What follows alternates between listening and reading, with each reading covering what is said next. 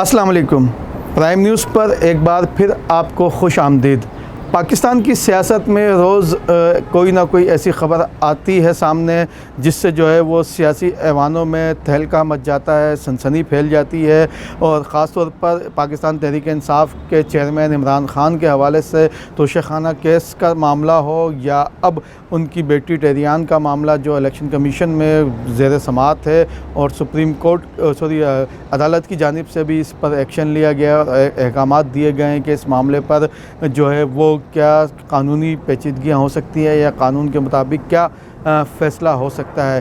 तो यकीनन ये मामला एक बार फिर इमरान ख़ान के लिए जो है वो ख़ासा परेशानी का बाइस बनेगा। जिस तरह से तोशाखाना का मामला जो है वो इमरान ख़ान के लिए परेशानी का बाइस है। जो ममनुआ फ़ंडिंग वाला मामला है उस पर भी जो है FIA की जानिब से तहक़ीक़ात का सिलसिला जारी है। 2 मुक़दमा दर्ज हो चुके हैं, तीसरे की तैयारी जारी है।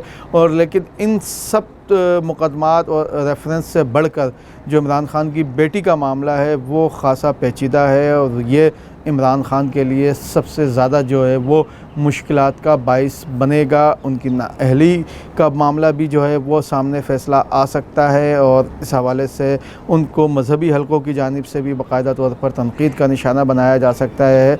और क्योंकि एक बेटी का मामला है और यकीनन ये पाकिस्तानी क़वानीन और इस्लामी क़वानीन के हवाले से इमरान ख़ान के लिए ख़ासा जो है वो सवाल खड़े करता है।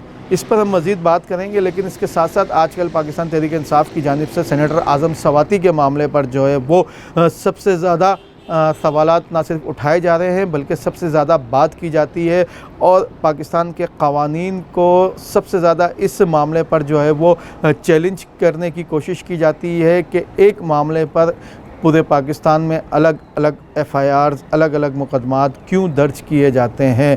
एक ही मुक़दमा दर्ज किया जाए, एक ही जगह पर दर्ज किया जाए, उसकी समाअत अदालत में की जाए और उसके बाद जो फ़ैसला आए वो सब कबूल करें।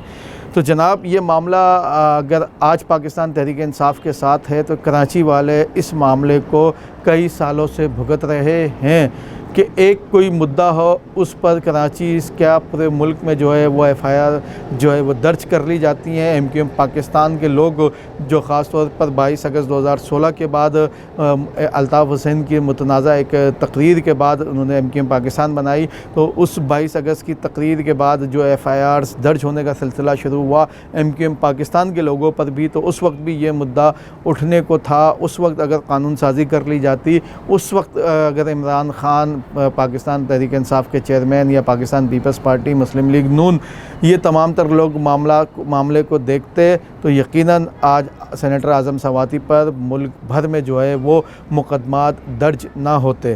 तो यकीनन ये एक ऐसा मामला है जिस पर जब ख़ुद पर बात आई तो यकीनन जो है वो सबको इसकी संगीनी का अंदाज़ा हुआ। माजी में मियाँ मोहम्मद नवाज़ शरीफ पर भी जो है वो इसी तरह के मुक़दमात मुख्तलिफ़ इश्तिआल अंगेज़ तक़रीर के हवाले से मुख्तलिफ़ मकामात पर मुख्तलिफ़ शहरों में जो है वो दर्ज करवाए गए। उसके बाद उनको भी इस मामले की संगीनी का एहसास हुआ, उनकी जानिब से भी आवाज़ बुलंद की गई। लेकिन उस वक्त पाकिस्तान तहरीक इंसाफ के लोग बड़े खुश थे, शादियाने बजाते थे कि जनाब इतने मुक़दमात दर्ज हो गए हैं, इतने लोग उनको गद्दार करार देते हैं। तो ये गद्दारी के सर्टिफिकेट जब बांटने का सिलसिला शुरू हुआ तो यकीनन कुछ लोगों ने आवाज़ उठाना शुरू की कि जनाब इस मामले को रोका जाए, गद्दारी के मामले को। लेकिन चूँकि सियासत में बहुत कुछ करना होता है, सामने वाले को नीचे दिखाना होता है, और उसके बाद पाकिस्तान तहरीक इंसाफ ने जो सियासत का रुख बदला और उसमें जो तमाम तर इक़दार होती है लोगों पर तनक़ीद करने की, उनको तनक़ीद का निशाना बनाने के लिए अल्फाजों के चुनाव की, वो तमाम हदें जो है वो पाकिस्तान तहरीक इंसाफ ने पार की। इससे कोई इनकार नहीं कर सकता, चाहे वो तहरीक इंसाफ का हो या तहरीक इंसाफ का मुखालिफ हो।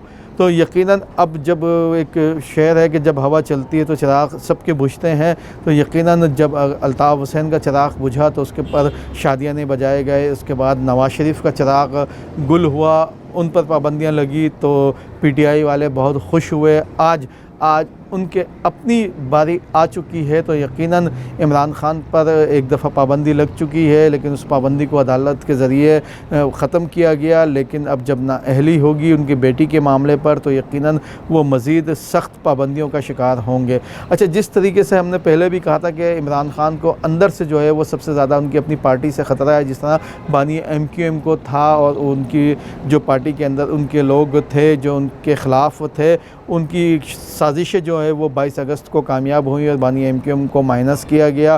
तो यकीनन जो PTI के लोग साजिशों में मसरूफ़ हैं तो उनकी साजिश भी किसी भी हद तक जो है वो जाकर कामयाब होगी और इमरान खान जो है वो माइनस हो सकते हैं। और लेकिन देखना ये होगा कि इमरान खान के माइनस होने के बाद पाकिस्तान तहरीक इंसाफ का ताज किसके सर पर सजता है। 3 से 4 लोगों के नाम हैं, उन नाम को भी हम डिस्क्लोज़ करना नहीं चाहते क्योंकि कुछ हम इस हवाले से मज़ीद लोगों से रब्ता करके मज़ीद तसल्ली करना चाहते हैं कि वो नाम आया इमरान खान की जगह लेने के लिए तैयार हैं।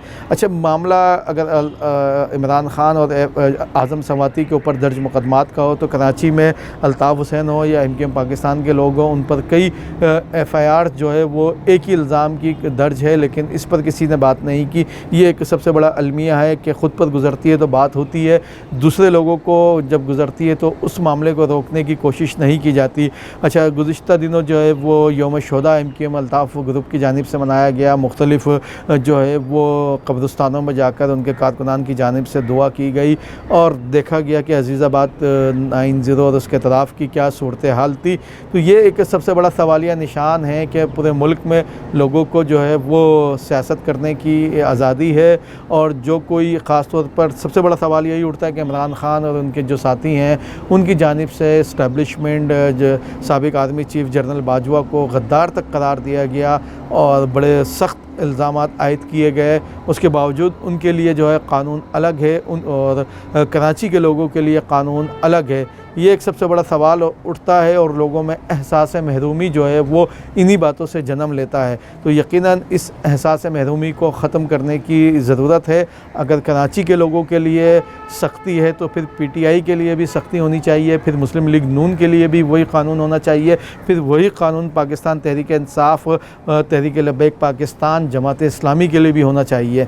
तो ये नहीं कि अगर कोई एक शख्स पसंद नहीं, उसकी पार्टी अगर पसंद नहीं तो फिर उसके लिए अलग क़ानून है। मोहसिन दावड़ हो या इसके साथ साथ अली वज़ीर हो, इनके लिए भी क़ानून एक होना चाहिए। तो ये पाकिस्तान में जब तक अलग अलग क़ानून होंगे, अलग अलग पसंदीदा शख्सियात के लिए अलग अलग चीज़ें होंगी, पैदा होंगी मुश्किलात।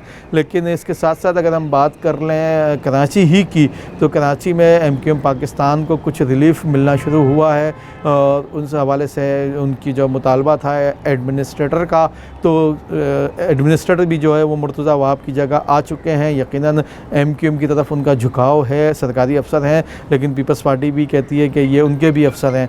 तो ये तमाम तर चीज़ें जो है वो सियासत के साथ चलती रहती हैं। लेकिन एक बार फिर हम यही बात कहेंगे कि क़ानून सबके लिए एक होना चाहिए, इमरान खान के लिए भी, अली वज़ीर के लिए भी, मोहसिन दावड़ के लिए भी, अल्ताफ़ हुसैन के लिए भी, मुस्लिम लीग नून नवाज़ शरीफ के लिए भी और पाकिस्तान पीपल्स पार्टी के लिए भी।